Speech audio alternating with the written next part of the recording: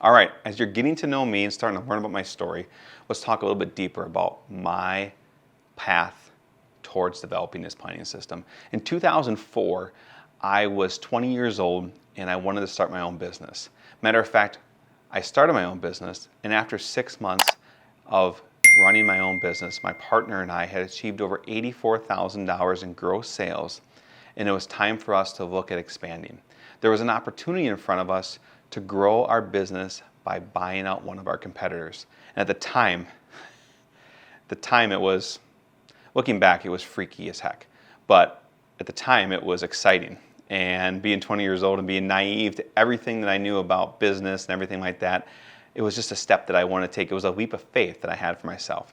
But I didn't have the financial capability of taking this endeavor on by myself. So I approached one of the local banks in town that was an SBA lender, and I sat down with that individual that was going to basically grant my dreams if so he was able to lend me the funds that we needed for this investment. And the first thing that he asked me was, do you have a business plan? And at the time I didn't know much about a business plan, but I said, I'll get one. And I did.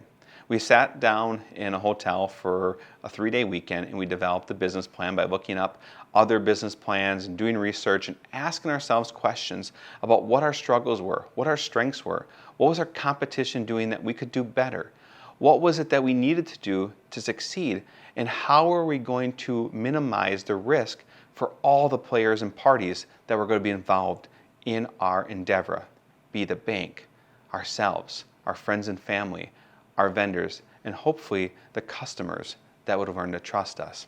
We presented that business plan, and a long story short, I remember the day we went back into his office, he put his hand on that business plan and said to me, this is one of the best business plans I have ever seen, and coming from someone that is new, I'd like to nominate you guys as an SBA Small Business of the Year. And he did. And we went on to grow our business. From that experience, people, what I learned is there's something about a business plan, something about having long-term planning that helps develop framework for what it is that you want to achieve. We run through our lives every single day with intentional focus, which is part of the training series that we talked about in series 1. But when you have that intentional focus and you know how it's going to shape up over several months, over a few years, you start to reach goals that you never thought were possible. But it all starts with a plan.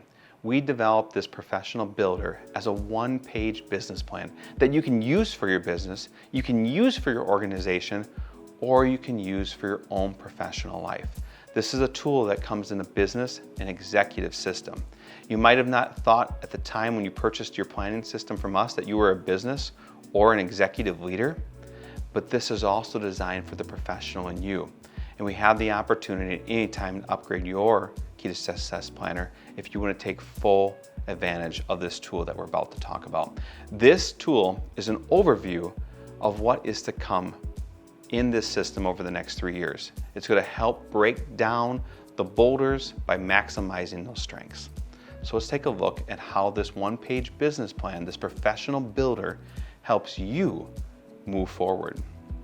So the very first thing that we did in the professional builder, we wanted to be able to establish a place where you could write out your vision. We all have a vision for ourselves, and sometimes even if it's at 30 or 40 or 50,000 feet in the air, you have ideas, you have inspirations, you have goals for yourself, and this is the place to indicate them. If they be for your career, your personal life, for your family, or even for the brothers and sisters around you, this is the place where I want you to indicate that vision that you have for yourself. The right side of this page, we talk about key boulders. These are the challenges you're facing. It could be related to cash flow, it could be related to staffing, it could be related to your education, it could be related to your vendor acquisitions. Whatever the nature is, we all face challenges, and we continue to face challenges as we move forward. As we find success, we'll find ourselves at seeing new challenges on the horizon. And this is the place where you can highlight and indicate those challenges so you can start to understand the different processes that you're going to have to make or change to overcome them. Below that, we talk about resources. When we talk about resources, we're talking about the things, the talents that you have. You didn't get where you are today without having some strengths. And these strengths go beyond just yourself, but they're maybe the people in your organization, your friends and family, your neighbors. Different people have different resources that are going to help them achieve their vision. And we want to indicate what those are, because those are the things you're going to lean on to reach your goals. From here, we talk about key values and key vitals. When we talk about the key values, these are the fundamental beliefs that are hardwired to your own ecosystem. I once had a buddy that worked for us, and he was a salesperson, and he could never sell a product to someone that he didn't believe. He didn't see the value to what that product meant for that customer. Well, when we have our own selves, our staff, our vendors, and if they don't see the fundamental beliefs in us, it's hard for them to see the vision that we're casting. This is also where you may have tried and truths that you want to maintain throughout your business growth and development. We talk about key vitals, and these are the measurements of process and accountability. See, as entrepreneurs, as business owners, as individuals, sometimes we make excuses for ourselves. Why didn't we get this done, or why didn't we reach that goal, or why did we not achieve what we had on our plate this week when it came to planning? And we find that through these excuses, we find acceptance to why we didn't hit the mark. Well, it's our job to own that, because the buck stops with us. And with key vitals, you're going to indicate those marks, the things that you need to hit, and how you're going to measure the things that you need to achieve. So that at any given time, if you're not hitting that mark, you know there has to be some type of adjustment or adaptation process change that you need to experience. Through doing all this, we're going to set pace on a journey. And where is that journey going to lead us in the next 10 years? We talk about short-term planning. We look at the next 3 years, and we look at realistic things that we are working towards achieving. But if we achieve those things, what is the plan of what it is that we're looking to accomplish? And by setting a 10-year target, it helps give us larger framework for what it is that we're trying to achieve. As we move over to absolutes, this is probably the most vital part of this business plan. This is where we talk about mitigating risk. Just like in that very first business plan, I mitigated risk. I told that banker that if I was to do this, this would be my absolutes. And if I wasn't able to achieve those absolutes, this would be my exit strategy. By achieving our absolutes, we know that we can continue to fund the business plan in front of us. If we can't achieve our absolutes, that's when, as entrepreneurs and individuals, we have to make core decisions to what it is that we're doing. It might not necessarily mean closing the door on what you have set for yourself, but it might mean making adjustments to what it is that you're doing. And by able to indicate that, we don't have to ask ourselves the questions later, because we know the answer today.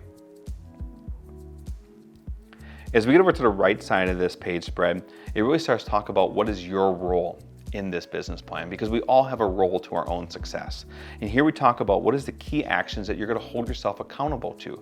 How are you going to take those key actions and put those into a pattern or a process? Maybe one of your goals is to meet weekly with your staff and hold them accountable to the sales that you need to achieve. And you're going to do this on a weekly basis and have a meeting, have an outlined agenda, and have action steps that are going to come from that.